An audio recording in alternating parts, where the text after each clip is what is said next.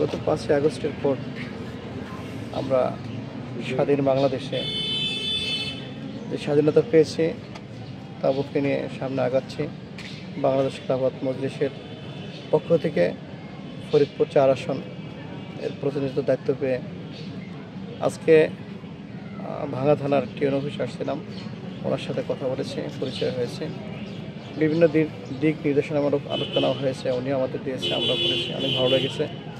এরপর ভাঙা থানায় আসলাম, ওসি সাহেবের সাথে কথা হলো, ওনার আলোচনা আমাদের অনেক ভালো লাগছে। আমরা আমাদের সুযোগ সুবিধার কথাগুলো তুলে ধরছি। আমরা ওনার কাছে কোনো পক্ষপাতিত্ব দাবি করে নেই, আমরা ন্যায় যেটা হয় ন্যায়সঙ্গত কাজে যাতে সারাক্ষণ ওনার কাছে পাই সে আশা ব্যক্ত করেছি।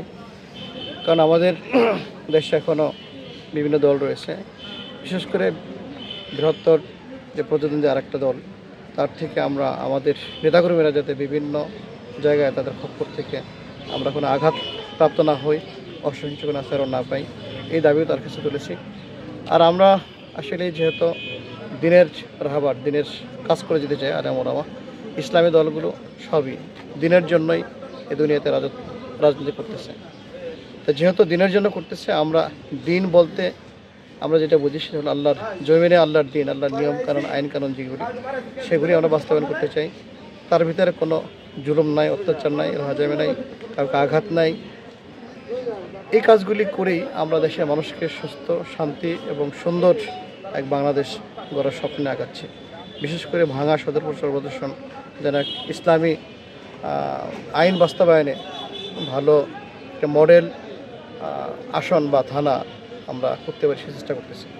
আমাদের প্রতীক হচ্ছে রিকশা মাস্টার, আমাদের রিকশা মাস্টার। উপজেলার জনগণদের এবং আপনার ভোটার যারা রয়েছে আগামী জাতীয় নির্বাচনে যারা ভোট দিবে, তাদের উদ্দেশ্যে আপনার কোনো মেসেজ আছে কিনা? অবশ্যই আছে। যেটা বলতেছিলাম যে এই 3 উপজেলা থেকে সাধারণ মানুষের যে সাড়া আমরা পেয়েছি, এটা এত দ্রুত এত সাড়া পাবো আশা করিনি। আমরা ভাবছিলাম যে আমরা আলেমদের নিয়েই বুঝি আমরা আরও আমাদের সময় বেশি দেওয়া লাগবে, নার্সিং বেশি করা লাগবে, কিন্তু সাধারণ জনগণের মধ্যে আলেমদের প্রতি যে আত্মবিশ্বাস বা বাংলাদেশ খেলাফত মজলিসের প্রতি যে আত্মবিশ্বাস, এই আত্মবিশ্বাস দেখেই আমাদের ভিতর থেকে আমরা সিদ্ধান্ত নিতেছি যে এদের খেদমত যেভাবে করলে তারা ভালো থাকে। বিশেষ করে আমাদের ভাঙা সদর প্রদর্শন নদীমাতৃক অঞ্চল অনেকটাই, যেখানে রোড নাই, অনেক জায়গায় বিদ্যুৎ নাই।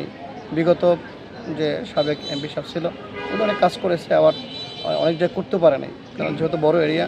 আমি চাচ্ছি যেহেতু আমাদের পেট ভরার চিন্তা অনেক নাই, আমরা গনিমতের মাল নিজেদের পেটে দিতে চাই না, আমরা সেই গনিমতের মাল নিয়ে সম্পদের পাহাড় করতে চাই না। সেই ক্ষেত্রে আমরা যদি আমাদের দায়িত্ব পালন করি তাহলে অবশ্যই যে কাজগুলো করতে পারে না সেই কাজগুলো আমরা পরিসমাপ্ত করতে পারবো ইনশাআল্লাহ। আমরা সরকারের পক্ষ থেকে যতটুকু পাবো তা দিয়ে তার 4 গুণ বেশি করতে পারবো ইনশাআল্লাহ। আলহামদুলিল্লাহ, আমাদের লিডার আল্লামা মামুন হক সাহেবের পক্ষ থেকে প্রতীক পর আমি 3 থানাব্যাপী বিভিন্ন মাহফিল এবং বিভিন্ন মিটিং, পরামর্শ সভা করে যতটুকু বুঝতে পারতেছি যে শুধু ইসলামী দলের এই হুজুররা আমরা যারা আছে আমাদের মধ্যেই সীমাবদ্ধ না, সাধারণ পাবলিকও চাচ্ছে এদেশে আলেমরা ক্ষমতায় আসুক, এদেশে শান্তি ফিরে দেখ, এদেশের মানুষ যাতে সুস্থ এবং শান্তিতে বসবাস করতে পারে, তারা এই কেন্দ্রিক আলেমদের উপর ভরসা করতেছে। সেক্ষেত্রে আমরা যথেষ্ট সারা পাচ্ছি ইনশাআল্লাহ।